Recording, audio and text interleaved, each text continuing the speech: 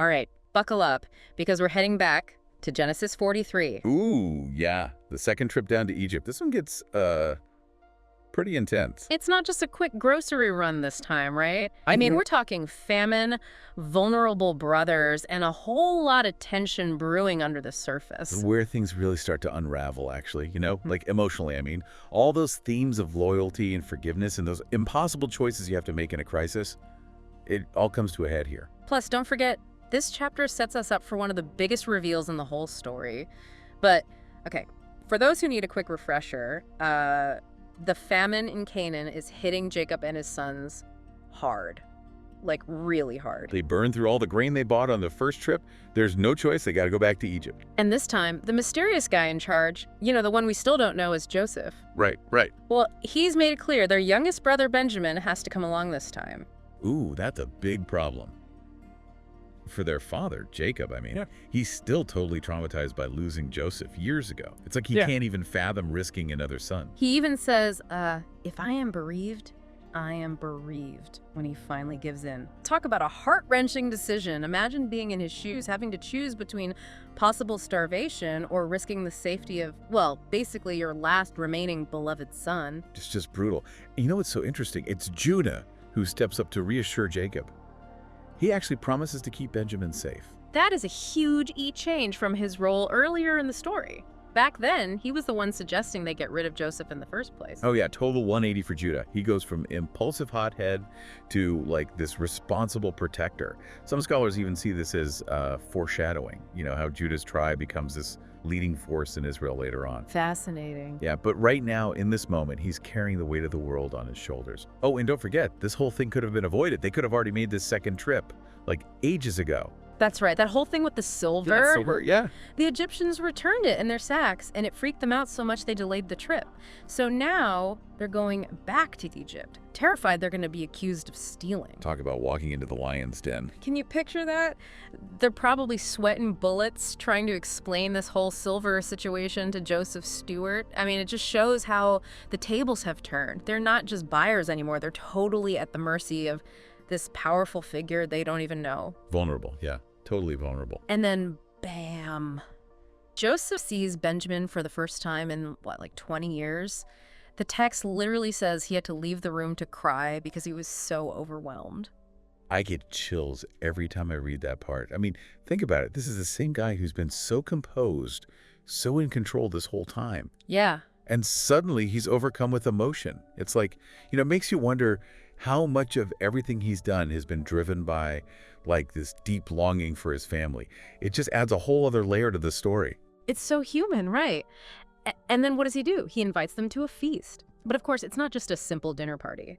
The text specifically mentions how Egyptians couldn't eat with Hebrews because it was considered detestable. Oh, right. It's not just some random cultural quirk either. It emphasizes that power dynamic, the social divide. We're talking centuries before the Exodus here. Right.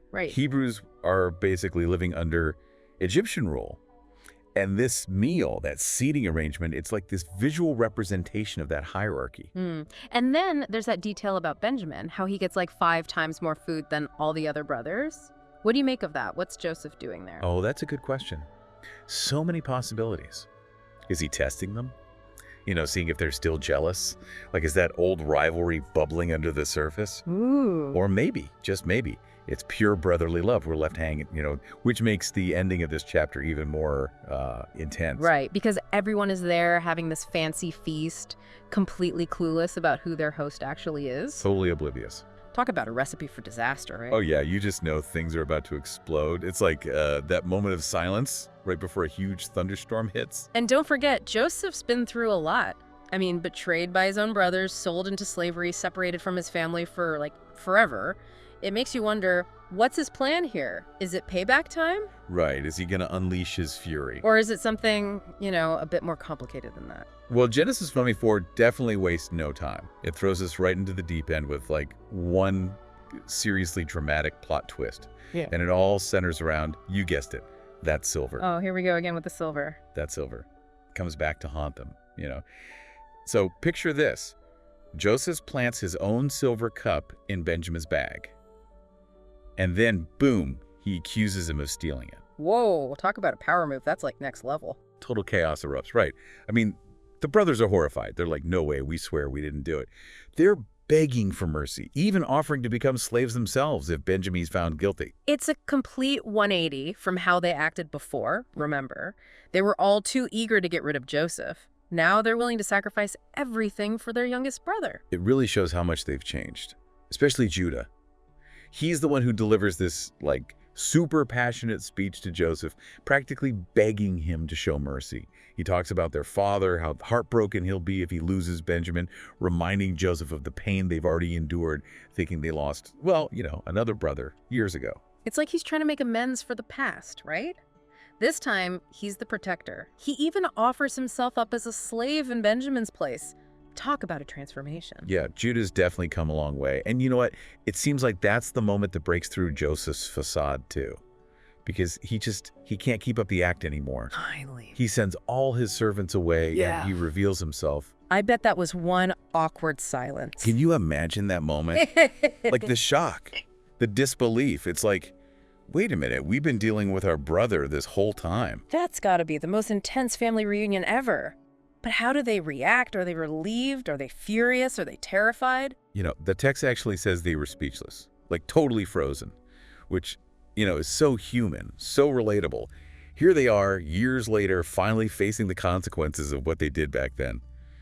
And it's not at all what they expected. No kidding. I mean, they probably thought they'd gotten away with it. It speaks volumes about how our choices, especially the ones we make in those moments of fear and panic, how they can have these, like, long-lasting ripples. It's like that saying, what goes around comes around, right? Except, in this case, Joseph does something totally unexpected. He comforts them. He tells them not to beat themselves up about selling him into slavery. Wait, seriously, after everything they put him through. I know, right? It's like this radical act of forgiveness. And he goes even further. He tells them that God was behind it all along, that God sent him to Egypt so he could save lives during the famine. It's like, whoa, talk about a mind-blowing perspective shift. It's like he's taking their guilt and turning it into, like, a purpose. That's huge. And it shows that, he's not interested in revenge. Instead, he sends them back to Canaan, loaded with grain and gifts, and tells them to bring their father back to Egypt. Wow. Okay, so imagine being one of those brothers heading back home with that news. Like, how do you even begin to tell your elderly father that the son he thought was dead is actually alive and wants to see him? I'm pretty sure that would be a tough conversation. So we left off with probably the biggest plot twist in this whole saga, Joseph revealing himself to his brothers. Can you imagine being a fly on the wall for that conversation? Oh, I know, right? Talk about a family reunion for the ages. It gives me chills just thinking about it. The text says they were speechless, just completely frozen after all those years of guilt, all that wondering, and then to suddenly have Joseph right there in front of them. I can't even begin to imagine what was going through their heads. It must have felt like their whole world just shifted. And what does Joseph do? He comforts them. He tells them not to be distressed, not to blame themselves. It's almost too much to process.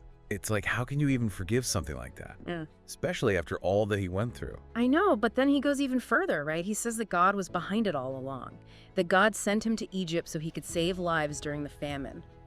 That's some seriously next level thinking right there. It's like he's turning their betrayal into something almost beautiful, something with a purpose. It's a really powerful message about forgiveness and, choosing hope over resentment. Absolutely. And his actions back up his words too. He sends those brothers back to Canaan with wagons overflowing with grain and gifts, and he tells them to bring their father Jacob back to Egypt. Oh man, I bet that was a fun conversation. Hey Dad, remember that brother we thought was dead? Well, good news. He's alive, living the good life in Egypt, and wants to see you. I can't even imagine how Jacob reacted. Well, the text says he was totally overwhelmed, almost fainted. It wasn't until he actually saw those wagons, all that proof, that he finally believed it. It must have been so surreal. Talk about a whirlwind of emotions, this poor old man carrying all that grief for years, and then bam, a surge of hope and joy. It's no wonder he almost passed out. And then, of course, comes that big reunion scene in Egypt. Jacob and Joseph embracing, both of them weeping. I mean, come on, you can't get much more emotional than that. It's like something out of a movie. It's a beautiful picture of reconciliation, of those deep, painful wounds finally starting to heal. And Joseph, he doesn't stop there. He provides for his whole family, gives them the best land in Egypt. Sounds like a happy ending.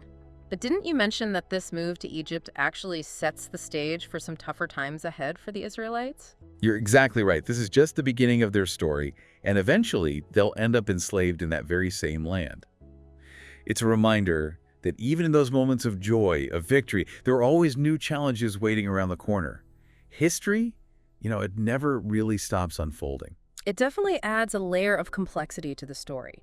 It's not just about personal drama, but about the fate of an entire people. Yeah, it makes you think. We've seen themes of betrayal, of forgiveness, of how our choices can echo through time. We've seen power dynamics, cultural clashes, and through it all, this incredible story about the strength and resilience of family bonds. So much to unpack. Well, as we wrap up this deep dive, what's one thing you hope our listeners will take away from this story? I think it really challenges us to look at how we handle those difficult situations in our own lives. The betrayals, the hardships. How we held on to bitterness and resentment? Or have we found a way to truly forgive? And can we learn from Joseph's story, his resilience, his ability to use his power not for revenge, but to protect and provide for others? It's definitely something to think about. Those are some really powerful questions, and it goes to show that even though this is an ancient story, it still speaks to us today. It's about human nature, about family, about finding our way through the ups and downs of life. Thanks for joining us, everyone. We'll see you next time. Happy exploring.